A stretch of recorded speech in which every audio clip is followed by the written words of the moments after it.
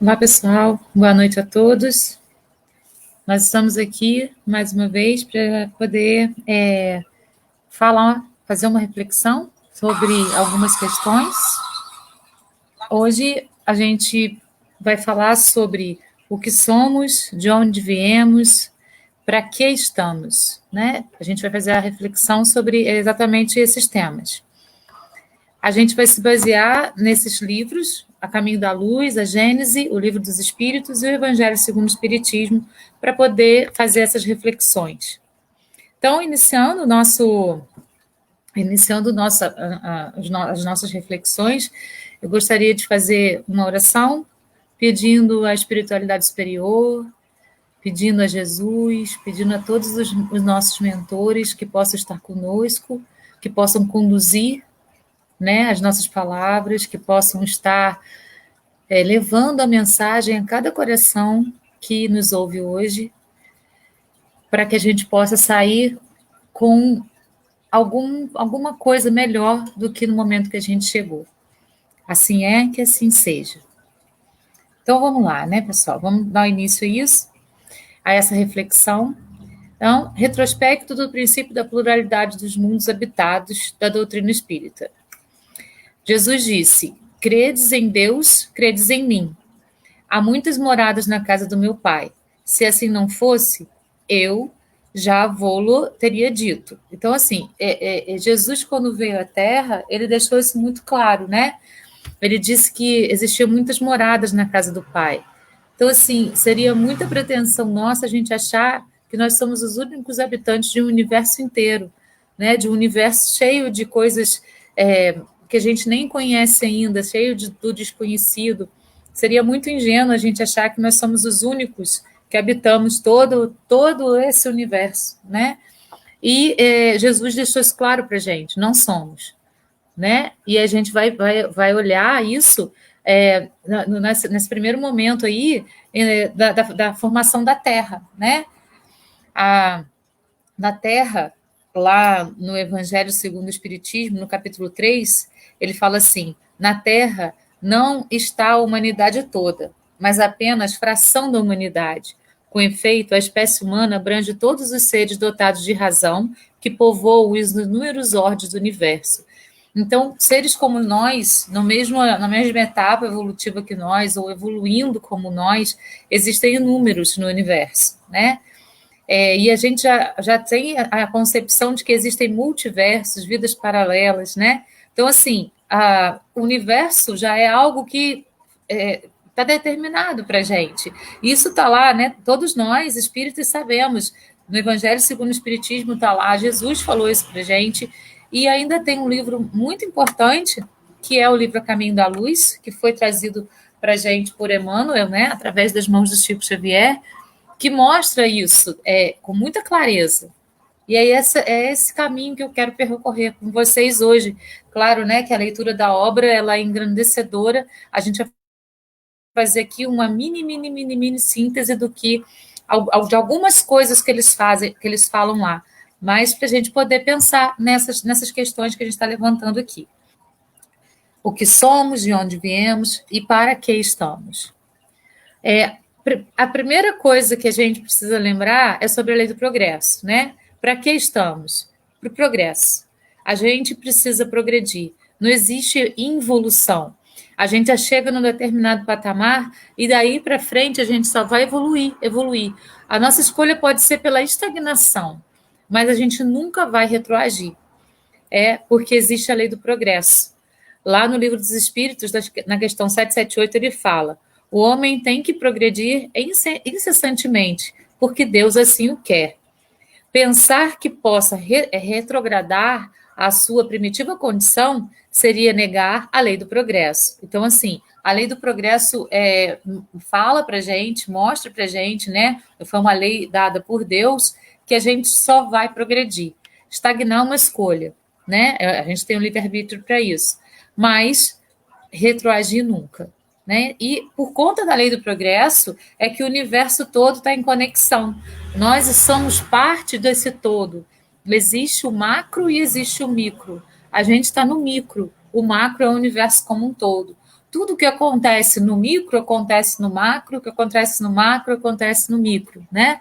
O nosso corpo, ele é esse espelho do tudo que está no universo. Nosso corpo é habitado por milhões de seres, né, unicelulares, que estão aí, ó, trabalhando dentro do nosso corpo de modo positivo ou negativo para que a gente possa ficar sempre em processo de evolução também no nosso corpo físico.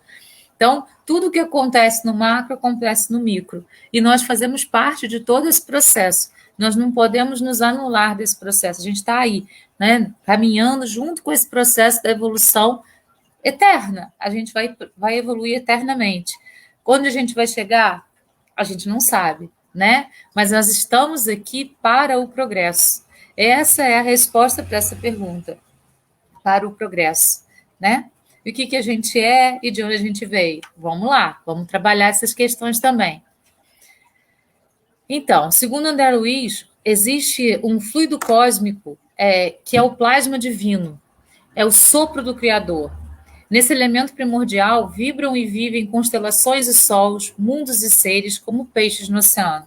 Então, assim, nós estamos nesse sopro divino, né? Nesse sopro divino que é o fluido cósmico. É a partir dele que tudo é formado. É a partir dele que tudo é e que tudo existe. E ele é o Criador. Então, o Criador está em nós, assim como nós estamos no Criador. Então, isso é simplesmente a gente precisa entender que é. Né? Então, o universo inteiro foi criado através desse fluido cósmico, que é esse plasma divino. Então, a gente tem Deus, né, que criou o princípio espiritual ou inteligente, que é o espírito, e também criou o princípio material, a matéria. E essa matéria foi criada através desse fluido cósmico também, assim como o princípio inteligente. Tudo isso é criação de Deus, né? Nós habitamos um planeta que ainda é muito materializado, muito denso, né? A densidade do planeta faz com que tudo aqui seja muito denso. Os pensamentos são muito densos, nosso corpo físico é muito denso, a energia é muito densa, né? Num planeta de provas e expiações, como é o planeta que a gente está hoje, a gente está vivendo ainda num momento muito material, e por isso o mal ainda predomina aqui, né? E a gente pode mudar isso. E o nosso trabalho nessa lei do progresso é mudar isso. Como? Através da nossa vibração. A gente não pode mudar a vibração do outro, mas a gente pode mudar a nossa própria vibração. Quando a gente vibra no amor, quando a gente vibra positivamente, a gente está emanando essa energia de amor para tudo que está ao nosso redor, para todas as partículas que estão ao nosso redor, para todo o fluido cósmico que está ao nosso redor, e a gente vai emanando isso, vai emanando, e o universo vai receber isso também. Nós estamos no micro, mas participamos do macro com as nossas energias, né? Então a gente pode mudar essa vibração do planeta através dos nossos próprios pensamentos. Aí a gente pode se questionar, mas um pensamentinho meu, né, vai mudar muito pouco. Mas se eu mudo e as pessoas que estão ao meu redor percebem essa mudança e resolvem mudar também, vai ser mais um, vai ser mais outro, vai ser mais outro. E as pessoas que estão perto dessas também resolverem mudar, vai atingindo. Porque o bem, o amor, ele contamina. Né? A gente aqui na Terra, quando a gente assistindo a noticiários, a gente assistindo a tudo que acontece, a gente vendo tudo isso, a gente tem a impressão de que o mal, né, ele vai embora, vai assim, né, dominando tudo. Mas o amor é contaminante. E quando a gente vibra no amor, isso é tão especial, é tão mágico, que a gente não consegue sair dele. Né? Mesmo que a gente saia por um minuto, que a gente fique nervoso por um minuto, a gente já sente aquela energia do amor brotando de novo no nosso coração e a gente dá aquela repensada para poder fazer e agir de outra forma. Então, assim, por mais que o nosso planeta ainda seja muito materializado, ainda esteja muito na matéria, a gente pode ir vibrando de modo diferente dentro daquilo que a gente sabe. Não precisa ser nada além, né? Dentro daquilo que a gente sabe, dentro das nossas buscas, sendo buscadores sempre, vibrar sempre de uma maneira mais positiva, vibrar sempre de uma maneira mais leve, lembrando, né, daquilo que a gente sempre fala. Tudo que é pesado é nossa mentira, tudo que é leve é nossa verdade. Então a gente precisa seguir a leveza, né? A gente pode escolher seguir a leveza para que a gente se sinta mais leve, para que a gente se sinta mais fluido e a gente vai então fazendo com que a nossa matéria também seja mais fluida, mais leve, né? A gente às vezes olha para pessoas e a gente vê, nossa, aquela pessoa está tão pesada, nossa, que leveza tem aquela outra, né? A gente sente essa vibração, porque a gente está preparado para sentir. E isso não é uma coisa sobrenatural, isso é uma coisa inerente a nós, seres humanos. A gente sente as vibrações que estão aos nossos redores, uns mais, outros menos, mas nós sentimos, uns mais, outros menos. O fluido cósmico universal. Vamos ver aqui algumas explicações para isso. Lá no Livro dos Espíritos ele diz: tudo está em tudo. Porque se o fluido cósmico ele é o formador do universo, ele é o formador de todas as partículas universais, ele também é o formador de nós mesmos, ele é o formador daquilo que a gente é. Então tudo está em tudo. Lá na Gênesis, no capítulo 6, ele fala: há um fluido etéreo que enche o espaço e penetra os corpos. Esse fluido é o éter ou matéria cósmica primitiva, geradora de mundo e dos seres. Então, é esse fluido que cria tudo que é, né? É que cria tudo que está, é que cria tudo que Deus imaginou para esse universo que ele criou. É esse fluido. E aí, Paulo de Tarso fez a seguinte reflexão, né? O fluido cósmico ou plasma divino é a força em que todos vivemos nos ângulos variados da natureza, motivo pelo qual Paulo de Tarso afirmou que em Deus, nos movemos e existimos. Em Deus, nos movemos e existimos. Porque se tudo foi do cósmico, se tudo foi criação de Deus, se tudo foi um sopro divino, né? Esse sopro divino é metafórico ou não, a gente não tem ideia, né, da força desse Criador. Ele primeiro foi o verbo, ou seja, primeiro foi a ação, né? Então ele pensou, ele agiu e ele constituiu tudo que é. E está aí, né? Quando também Jesus veio à Terra, tem a explicação. Primeiro foi o verbo, depois foi toda a existência do Cristo na Terra. O verbo foi a ação de pensar no Cristo na Terra, do Cristo trazer essa mensagem para a gente, de que maneira ele ia trazer essa mensagem. Existem livros e livros explicando tudo isso, né? Eu estou lendo um livro agora que se chama Os Abduzidos, do Robson Pinheiro, e ele explica toda essa vinda do Cristo à Terra, como que foi todo esse processo cósmico para que Jesus pudesse encarnar na Terra, né? Mesmo sendo um espírito de uma luz tão resplandecente. Mas isso é assunto para uma próxima reflexão, né? Vamos pensar nesse fluido cósmico que é tudo, certo? E em cada planeta que ele se desenvolve, ele vai se desenvolver dentro das características daquele planeta. Então, ele constitui todo o universo. Mas em cada planeta que ele vai se desenvolvendo, ele vai ter a característica daquele planeta. E conforme aquele planeta vai evoluindo, ele vai se modificando também, porque é ele que modifica o planeta para essa evolução, né? E os corpos que estão naquele planeta, eles vão atuar de acordo com aquilo que o fluido cósmico daquele planeta propicia àquele corpo, seja esse corpo um vegetal, um mineral, um hominal ou um animal, né? Então, a gente vai captar do planeta que a gente está encarnando ou reencarnando esse fluido cósmico para poder fazer com que o nosso corpo, né, seja aquilo que ele tem que ser para poder sobreviver nesse planeta que a gente está. Isso é muito importante. Então, essas são algumas explicações sobre o fluido cósmico universal. Como a vida orgânica se fez na Terra? Aí, naquele livro, né, que eu citei para vocês, O Caminho da Luz, eles falam assim: as formas de todos os reinos da natureza terrestre foram estudadas e previstas. Os fluidos da vida foram manipulados de modo a se adaptarem às condições físicas do planeta. Tudo obedecendo a um plano prescrito pela misericórdia e sabedoria do Cristo. porque o Cristo ele é o governador, né, da esfera crística, e a Terra está dentro dessa esfera da qual o Cristo é governador.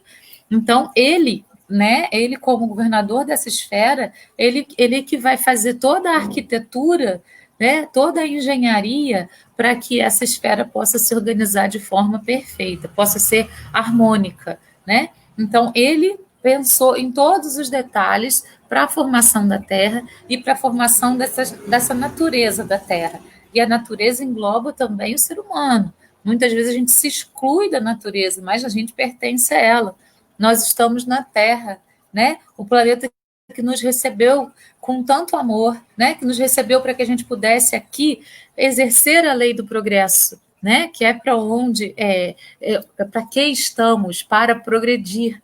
E esse planeta nos recebe de braços abertos, a Mãe Terra nos recebe. Então, nós fazemos parte dessa natureza da Mãe Terra, de todos os espíritos que estão aqui evoluindo pouco a pouco, porque numa árvore tem uma semente de Deus, tem um espírito divino, no mineral também tem, né? Então, esses espíritos aí estão em formação, em progresso, também estão exercendo a lei do progresso, assim como nós, né, seres humanos encarnados na Terra.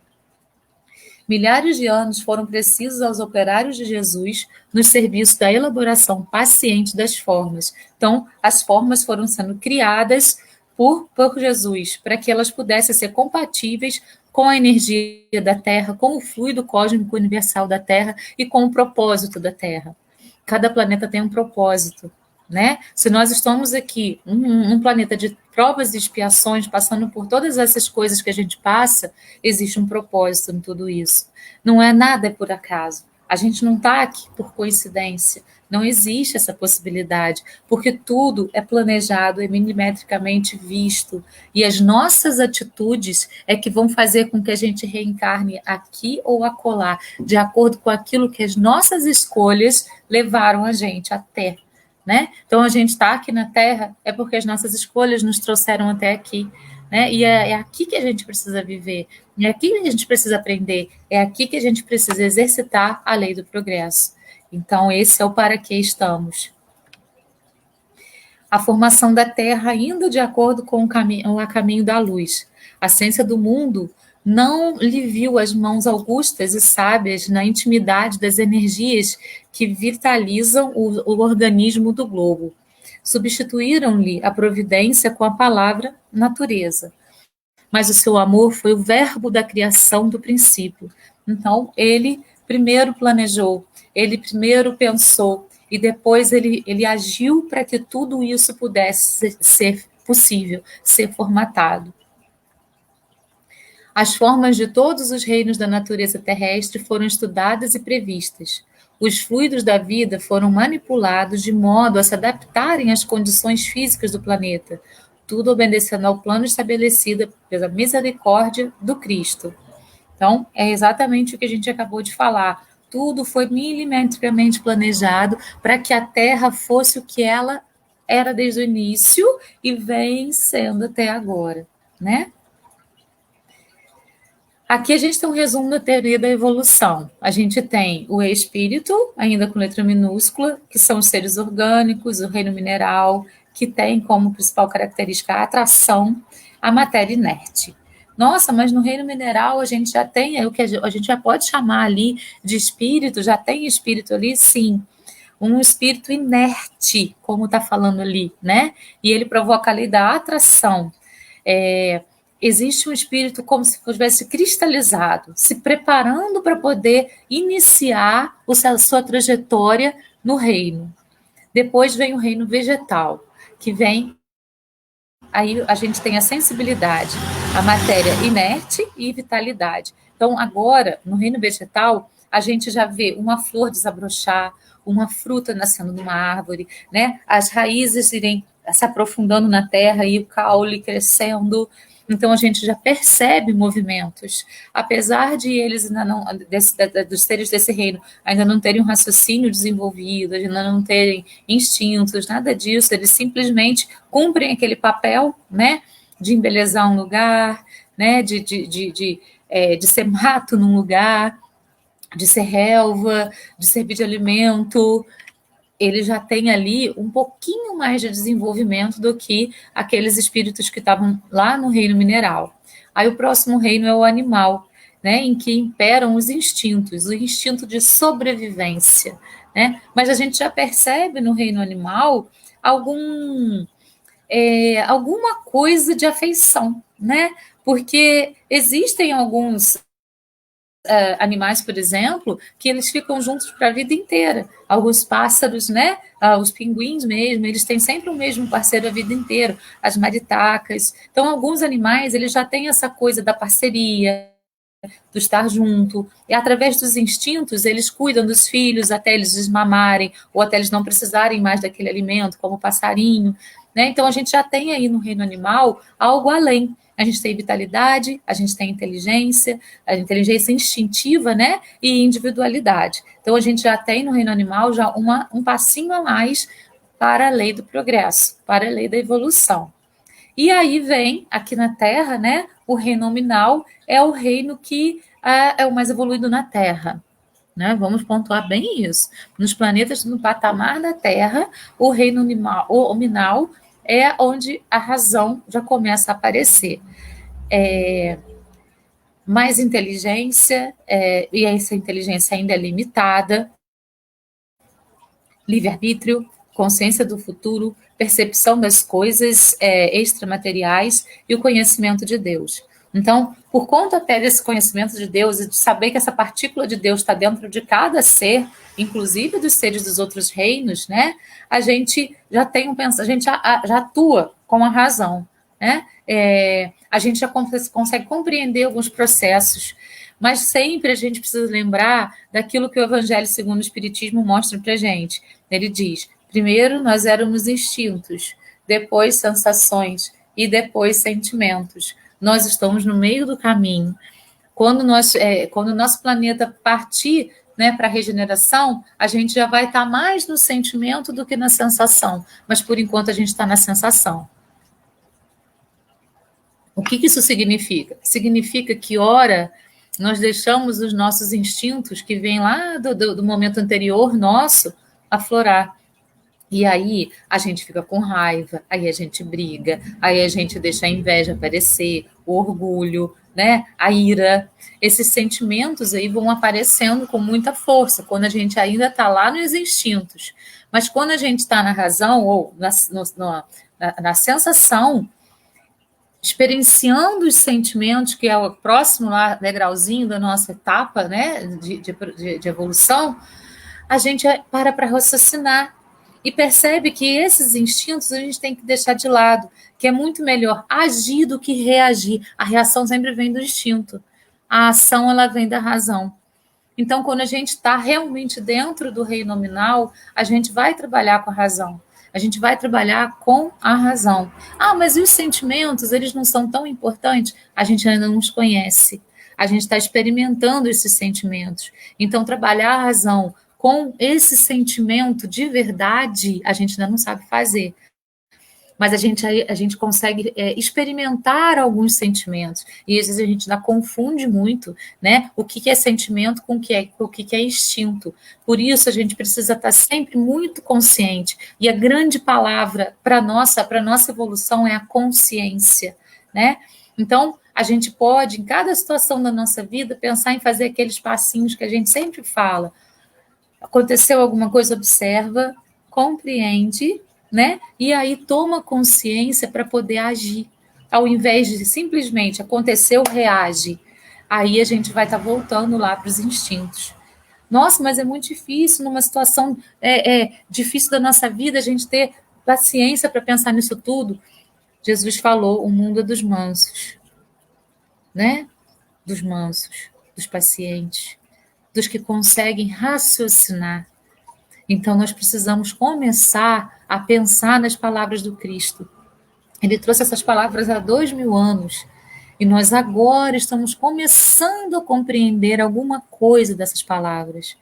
O mundo não é da ira, não é da vingança, não é da raiva. O mundo é dos mansos. É daquele que consegue agir com a razão. É daquele que consegue observar, compreender tomar consciência e agir.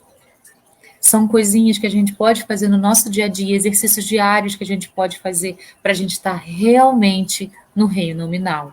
Porque muitas pessoas estão na forma humana, mas ainda estão agindo com os instintos. E aí é que está a grande diferença de um homem para outro homem. Estou falando de homem no sentido humanidade, certo? E isso aqui também eu achei muito interessante. Ele diz que o corpo humano é uma colônia viva com exemplo de fraternidade e traz as lembranças dos reinos pelos quais passou. Olha que interessante. A estrutura óssea, ela vem dos sais minerais vitalizados. As células do mundo vegetal quintessenciado, né? Da quinta dimensão aí.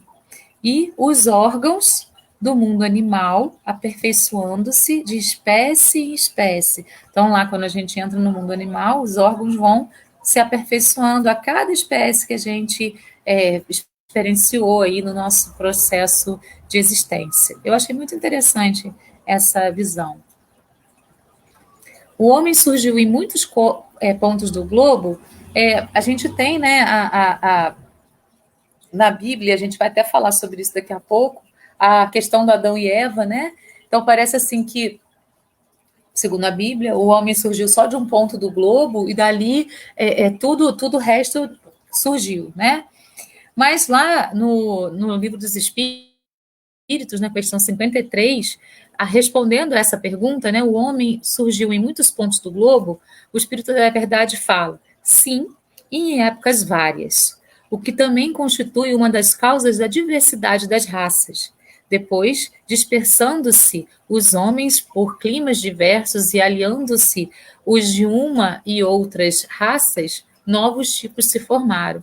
Então, a Terra não foi povoada num lugar só, né? Ela foi povoada em vários lugares, em vários tempos diferentes pela raça humana. No caso, a gente está falando do homem agora, né?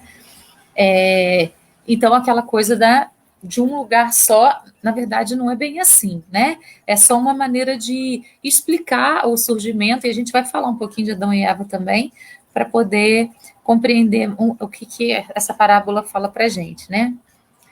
Aí lá na Gênese, Kardec fala, achou-se a Terra, sim, povoada de espíritos de diversas categorias, mais ou menos adeptos ou rebeldes ao progresso, recebendo os corpos a impressão do caráter do espírito e propiciando-se esses corpos na conformidade dos respectivos tipos. Resultaram daí diferentes raças, que quanto ao físico, quer quanto à moral. Então as raças elas eram diferentes fisicamente e moralmente. Não foi, portanto, uniforme o progresso em toda a espécie humana. E só aqui fazendo um adendo, né, a seguinte questão. Ele fala assim, quer diferente quanto ao físico, quanto à moral. Todos nós, quando somos criados lá no mineral, como espíritos ainda cristalizados, para todos os espíritos é dada a mesma oportunidade. O que vai fazer diferença de um para o outro, porque existem diferenças, vão ser as nossas escolhas. É sempre assim. As nossas escolhas é que fazem a diferença. Se a gente escolhe se aperfeiçoar, estudar mais, ser um buscador desde sempre, a nossa linha vai ser reta, igual foi a linha de Jesus, reta em direção à evolução. Mas se a gente é teimoso, se a gente não acredita, se a gente quer brigar com tudo, se a gente quer provar que tudo aquilo é mentira, para poder desbancar todo mundo, né? Muitas vezes a gente vai passar por caminhos mais tortuosos. Tem horas que a gente tem que duvidar das coisas, sim. Tem horas que a gente tem que duvidar das coisas, mas a gente tem que sempre agir com a razão. Até que ponto eu tenho que duvidar? E até que ponto aquilo pode ser verdade para mim? Eu preciso ser igual a São Tomé, ver para crer? Ou eu posso usar também a minha intuição, os meus sentimentos, ainda que primários, para poder descobrir se aquilo realmente é ou não? A gente é que escolhe no que a gente acredita. E a gente pode acreditar na nossa mentira, como a gente pode acreditar na nossa verdade. Então, todos os espíritos nascem com as mesmas chances. O atraso de um, o avanço de outro é mérito de cada espírito. É fruto daquilo que cada espírito fez, realizou e escolheu durante a existência que ele tem. Constituíram os novos povos, os povos primitivos, os únicos habitantes do nosso planeta. Então, assim, a pergunta é se os povos primitivos, né, que surgiram na Terra, que foram aqueles primeiros habitantes da Terra, eles foram os únicos habitantes do nosso planeta? Todos os povos são constituídos realmente do fluido cósmico universal da Terra, desse planeta primitivo, né, num primeiro momento? Aí vamos ver qual é a resposta. São habitados todos os globos que se movem no espaço? Sim. Deus povoou de seres vivos os mundos, concorrendo todos estes seres para o objetivo final da providência. Acreditar que só haja no planeta que habitamos, acreditar que só os haja no planeta que habitamos, fora duvidar da sabedoria de Deus, que não fez coisa alguma inútil. Depois de haverem encarnado noutros mundos, podem os espíritos encarnarem nesse? Sim, do mesmo modo que vós em outros. Todos os mundos são solidários. O que não se faz num, faz-se noutro. Deus auxilia o homem através do homem. Então, a resposta a essa indagação são outras indagações, né? Os povos primitivos são os únicos habitantes do planeta? A partir da questão 176 do Livro dos Espíritos, a gente entende que não, né? Os mundos, as pessoas os seres vão tramitando de um mundo para o outro, de um mundo para o outro, dependendo do grau de evolução que atingiu e dependendo da missão que ele assumiu naquela existência que ele está vivendo ali, né? Existem muitos seres aqui na Terra em missão, muitos seres. Será que eles são desse planeta? Constituíram os povos primitivos os únicos habitantes do nosso planeta? Lá na questão 178 do Livro dos Espíritos. Sim, quando em missão, com o objetivo de auxiliarem o progresso, caso em que aceitam alegres as tribulações de tal existência, por proporcionar meio de se adiantarem. Pode dar-se também por expiação? Pode Deus degradar para mundos inferiores espíritos rebeldes? Os espíritos podem conservar-se estacionários, mas não retrogradam. Em caso de estacionamento, a punição, e assim, eu acho que nem é muito bem a palavra punição, daqui a pouquinho eu vou falar por quê, deles consiste em não avançarem, em recomeçarem no meio conveniente à sua natureza, nas existências mal empregadas. Eu vejo isso como bondade divina. Eu vejo isso como uma outra oportunidade da bondade divina e não a punição. Se um espírito é muito rebelde dentro da evolução do planeta em que ele está, ele é enviado para um planeta menos evoluído do que aquele, para ele poder perceber as bênçãos que ele tem lá. Isso não é bom? Será que isso é uma punição? São uma oportunidade de ele ver com os próprios olhos. Já que ele precisa ver com os próprios olhos, é essa oportunidade que é dada. Ele ir para um planeta mais inferior para poder... Nossa, eu tinha tudo, e agora? É exatamente isso, mas aí não pode ter rebeldia, não pode ter... a palavra não está vindo na minha cabeça. Revolta sobre essa situação. A gente precisa aproveitar essa situação, né? Nossa, parece que aqui não é meu lugar. Parece que as coisas aqui não estão batendo muito comigo, mas o que eu posso aproveitar disso tudo para poder evoluir? A lei do progresso está aí. Tudo é oportunidade de progresso. É para isso que a gente está aqui, para progredir. Bom, mas parece que eu não sei, não encaixo muito bem aqui. Pode ser que você não se encaixe, mas você está. Enquanto a gente está na Terra, a gente precisa buscar os caminhos para a nossa evolução, sempre assim. A evolução é eterna. Então, não importa. Quem sabe a gente não está aqui por missão? Ou quem sabe a gente foi tão rebelde no nosso planeta mais evoluído que a gente foi trazido para cá para a gente poder dar valor ao que a gente tinha? Ou, quem sabe, a gente é daqui mesmo. E a gente precisa passar por tudo isso. Quem sabe a gente já está dando um passinho em prol da nossa evolução e daqui a algumas encarnações a gente já pode ir para um planeta um pouquinho mais evoluído? Ou a gente vai ajudar a Terra nesse processo de regeneração? São tantas as opções que a gente não tem como saber, mas não importa. O que importa é a oportunidade que está sendo dada a gente de estar nesse planeta e de evoluir nesse planeta. Tudo é oportunidade para evolução. Tudo. Absolutamente tudo. A gente é que vai perceber isso ou não, aproveitar isso ou não.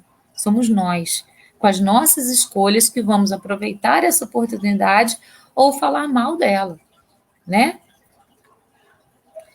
Emigrações e imigrações de espíritos entre os planos físico e o espiritual e entre os diversos mundos habitados constitui uma lei universal, instrumento divino para se fazer cumprir a lei do progresso na criação. Que nova raça de espíritos contribuiu de forma importante na formação da humanidade da Terra? Aí lá na Gênese, eu gosto de trazer sempre assim as obras de Kardec para a gente perceber, né? Porque Kardec falou assim, ó, a minha obra não está fechada, a minha obra está aberta. Se algo for comprovado além do que eu falei, é para ser visto e é para ser adotado.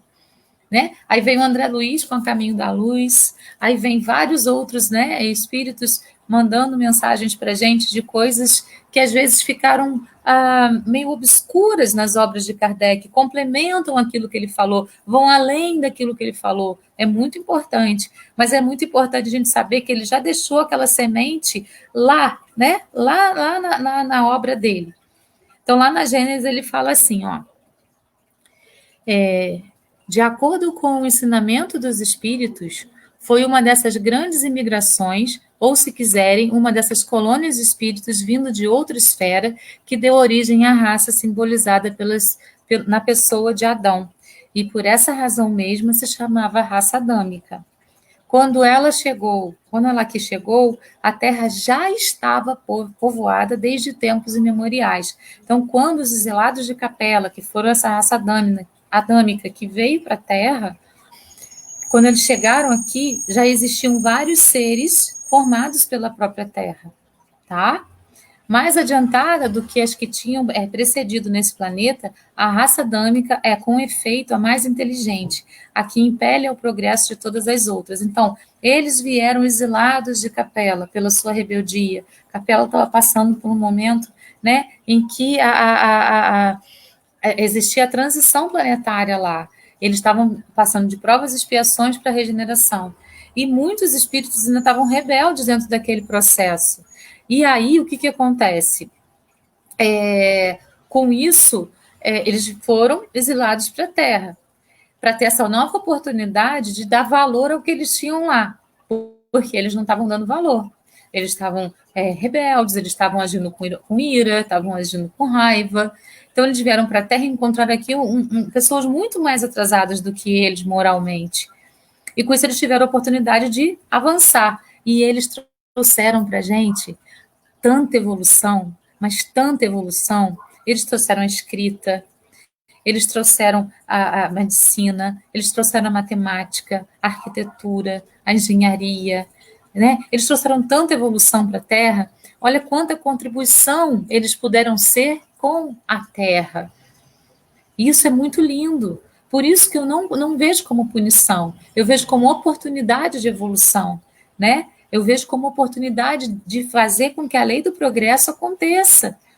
Porque eles vêm exilados, eles aprendem e ensinam muito. Isso é uma dádiva. Porque aí a energia está circulando, ela vai circulando, vai circulando. E aqueles que entenderam a mensagem voltaram para a terra deles, voltaram para o planeta. Outros ainda estão aqui até hoje, rebeldes. Raças primitivas mais antigas do planeta. Só eram duas raças as mais antigas do planeta, segundo o livro Caminho da Luz, a raça amarela e a negra. Aí lá no Caminho da Luz ele fala assim: aos prepostos de Jesus foi necessária grande soma de tempo, no sentido de fixar o tipo humano. Assim, pois, referindo-nos ao degredo dos imigrantes de Capela, devemos esclarecer que, nessa ocasião, já o primata hominis se encontrava arregimentado em tribos numerosas, entre as raças negra e amarela, bem como entre os grandes agrupamentos primitivos da Lemúria, da Atlântida e outras regiões. Os exilados de Capela trabalharam proficuamente na Terra para a evolução de todas essas raças que já existiam aqui. A raça amarela é a raça chinesa milenar, né? Constitui a mais antiga das civilizações terrestres, oferecendo o tipo racial mais homogêneo e mais selecionado do planeta dentre os remanescentes humanos primitivos, a raça amarela. E a raça negra, grupo racial menos homogêneo quanto à sua dispersão territorial e que apresentava fortes caracteres biológicos. Aí a gente vai falar dos exilados de Capela, né? Esse grupo aí de espíritos, de seres, né? Que vieram aqui para povoar a Terra lá no início da formação da Terra. A raça imigrante, a raça adâmica. Em vez de colocar um circunflexo, eu pus um tio ali, depois eu conserto. Há muitos milênios, um dos orbes de Capela, constelação de Cachoeiro, que guarda muitas afinidades com o globo terrestre, atingira a culminância de um de seus extraordinários ciclos evolutivos. Alguns milhares de espíritos rebeldes lá existiam, dificultando a consolidação das penosas conquistas daqueles povos cheios de piedade e virtude, mas uma ação de saneamento geral os alijaria daquela humanidade. E olha só, pessoal, a gente está passando também por esse momento, né? A espiritualidade diz para gente que a gente está passando por esse momento de sair do mundo de provas e expiações e ir para a regeneração. Então, já está acontecendo essa separação aí dos espíritos que são aqueles que vão ficar na Terra, que vão contribuir para essa evolução da Terra, e aqueles que são muito rebeldes já estão sendo exilados. Segundo o livro Legião, do Robson Pinheiro, muitos espíritos estão sendo exilados na Lua, por exemplo, né? Em outros lugares também, para saber para onde eles vão reencarnar numa próxima vez, porque para a Terra eles não voltarão. Então, é a mesma coisa que aconteceu em Capela naquele momento. Os espíritos mais rebeldes, eles foram sendo separados e foram vindo, então, para a Terra, mas com uma evolução muito grande, porque eles já tinham uma evolução muito maior do que aquelas pessoas, do que nós aqui na Terra, né? As grandes comunidades espirituais diretoras do cosmos liberaram então localizar aquelas entidades que se tornaram pertinazes no crime, aqui na longínqua Terra, onde aprenderiam a realizar na dor e nos trabalhos penosos o seu ambiente, as grandes conquistas do coração e impulsionando simultaneamente o progresso de seus irmãos inferiores, no caso, as pessoas que já estavam na Terra. Foi assim que Jesus recebeu a luz do seu reino de amor e de justiça aquela turba de seres sofredores e infelizes. Reencarnariam no seio das raças ignorantes e primitivas, a lembrarem o paraíso perdido nos firmamentos distantes. E daí vem aquela coisa de Adão e Eva, do paraíso perdido, né? Eles estavam num planeta mais evoluído, num planeta onde tudo era mais brilhante, né? Onde as pessoas eram mais cordiais, onde tudo tinha uma beleza diferenciada, porque quanto mais o planeta vai evoluindo, mais belo ele vai ficando, né? A gente tem aí notícias de pessoas que, por exemplo, passaram por uma situação de quase morte e foram até a colônia já tem um colorido diferente da Terra, por conta da leveza que tem lá. Imagina os planetas mais leves que a Terra ainda. Imagina a beleza que não deve ser, né? As cores diferenciadas, os brilhos diferenciados, né? E eles saem desse planeta que já estava nesse patamar, um patamar mais etéreo, né? Menos materializado, e vem para um planeta bruto, né? Ainda rústico, muito materializado. É o que a gente está passando agora também. Vamos pensar nisso. A separação do joio e do trigo que está lá na Bíblia, né? E eles vêm para a Terra com com esse objetivo do progresso, de progredir, de poder avançar alguns passos aí no caminho da sua evolução, e ao mesmo tempo eles trazem todo esse progresso para a Terra, que eles tinham lá e que eles vão colocar aqui. E daí, então, vem a questão, né, de Adão e Eva e do paraíso perdido, né, lá da Bíblia, porque o paraíso perdido, na verdade, era o planeta deles, era um planeta de capela. Então, as raças adâmicas guardavam vaga lembrança da sua situação pregressa, tecendo o hino sagrado das reminiscências. As tradições do paraíso perdido passaram de geração a geração até que ficassem arquivadas nas páginas da Bíblia. Era aí o mundo que não tinha maldade, em que o amor prevalecia, em que o amor estava acima do ódio, né? O planeta de regeneração, diferente do planeta de provas e expiações, onde o mal predomina, lá o bem já vai ser predominante. Então, os sentimentos já vão estar mais aflorados e as pessoas de um planeta de regeneração já vão começar a conhecer profundamente os sentimentos, né? Enquanto a gente aqui está experienciando os sentimentos. Diz a Bíblia que Adão e Eva foram instalados no Jardim do Éden, onde viveriam felizes para sempre. Não teriam dores, nem problemas ou dificuldades. Não experimentariam a velhice, a doença e a morte. Mas para que isso fosse possível, Adão e Eva não deveriam comer o fruto da árvore do conhecimento do bem e do mal. O fruto não é a maçã, já que esta não é citada no texto bíblico. Mas entenderam os estudiosos da Idade Média que ela simbolizava o sexo. Então, para eles, né, aquele fruto proibido da árvore era o sexo. Né? Agora, vamos analisar, né? Se Adão e Eva não deveriam ter tido relações sexuais, mesmo possuindo os órgãos sexuais, como ia acontecer a povoação da Terra? Por conta dessa extravagante interpretação, durante séculos, a atividade sexual foi situada como algo sujo e pecaminoso. Assim como todos os animais, nós temos órgãos sexuais. E esses órgãos, eles precisam ser utilizados. A povoação da Terra precisa disso, mas não só para isso, eles precisam ser utilizados. Né? Então, existe pecado em cumprir com aquilo que o instinto pede? É claro, né, gente? Tudo com abuso é muito ruim. Tudo. Comer demais faz você engordar, né?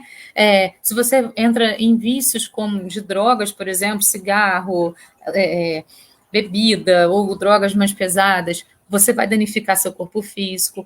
Assim também o abuso sexual, que é a luxúria, né? Vai fazer com que você vá castigando o seu corpo físico. Por isso, a lei do amor, ela é maior do que tudo na vida. Tudo, absolutamente tudo, tem de ser pensado dentro da lei do amor. Eu vou comer, então, peraí, eu vou comer isso aqui, porque é isso aqui que meu corpo está pedindo. Isso aqui é o a mais, eu não preciso comer. Eu vou respeitar a natureza do meu corpo e vou me amar. Eu quero beber uma tacinha de vinho, mas a segunda já vai ser demais para mim, então eu vou ficar na primeira. Eu estou respeitando o meu corpo. Assim é com tudo, com todos os nossos instintos, inclusive com o sexo. Né? Ainda hoje, né, na sociedade atual, existe um tabu muito grande com isso. Mas a gente pode pensar e equilibrar e harmonizar tudo isso sempre com a lei do amor, em tudo na nossa vida. E a lei do amor claramente, certamente vai levar a gente para o progresso. Então, se Adão e Eva não tivessem, né, utilizado lá seus órgãos sexuais, como a gente poderia ter a terra habitada segundo aquilo que a Bíblia fala para a gente? Né? Então, fica dúbio essa questão aí que a igreja colocou para a gente lá na Idade Média sobre a questão da sexualidade. Como eles poderiam cometer crime ou desobediência se eles não sabiam discernir entre o bem e o mal, não tinham noção do que era certo ou errado, justo ou injusto, obedecer ou desobedecer, né? A partir do momento que eles comem esse fruto, eles não sabiam o que era desobedecer, eles não sabiam o que era fazer errado, percebe? Então, não tem tanto sentido assim. Se Deus é um Deus que dá o livre-arbítrio para a gente, que deixa a gente escolher todas as situações da nossa vida, que não julga, né? Nós nos julgamos, Deus não julga. Ele sabe que a gente está no processo de evolução e que a gente ainda vai cometer muitos erros nesse processo. Ele não julga. Nós nos julgamos, nós nos condenamos, nós nos flagelamos, nós escolhemos muitas vezes castigos para nós mesmos dentro de uma encarnação ou na hora de reencarnar.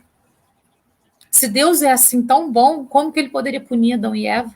Se ele não pune ninguém? Né? Essa é a pergunta.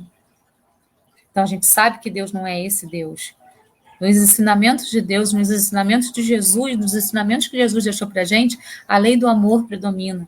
E tudo deve ser dosado pela lei do amor. Tudo. Então, o paraíso, na verdade, né, para os exilados de Capela, era aquele paraíso que eles perderam e que ficava lá no fundinho da lembrança deles, né? E que eles imaginavam como poderia ser, e tudo isso trouxe todas essas histórias sobre Adão e Eva e sobre esse paraíso perdido, né? Esses espíritos deram origem à raça simbolizada na pessoa de Adão, e por essa razão mesmo a chamada raça adâmica.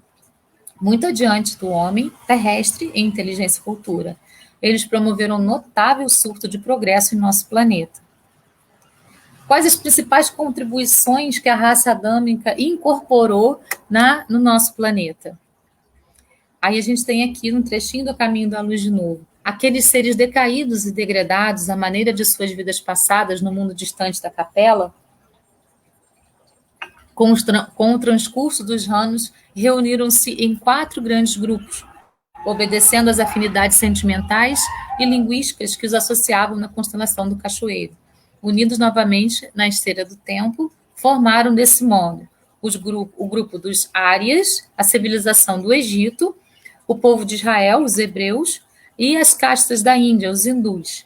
As 4 grandes massas de espíritos que migraram para o nosso planeta formaram os pródromos da nossa organização das civilizações futuras, introduzindo os mais largos benefícios no seio das raças amarela e negra já existentes na Terra. Isso está lá no capítulo 3 do livro A Caminho da Luz. O grupo dos Árias, vamos ver as contribuições que eles trouxeram. Espalharam-se inicialmente nos planetas hindus, dominando os autóctones de pele escura, rutas, e posteriormente num comportamento nômade, através dos planos da Pérsia, avançaram para as terras da futura Europa, incluindo também a genealogia dos latinos, celtas, gregos, germanos e eslavos. De todos os grupos, foram os mais carentes de valores espirituais, de uma base religiosa, o que inegavelmente influenciou o livre-arbítrio desse povo. Carentes de uma fé sólida, contavam apenas com as próprias forças em virtude do seu caráter livre e insubmisso, reflexo da exacerbada revolta íntima com as reminiscências de seu degredo.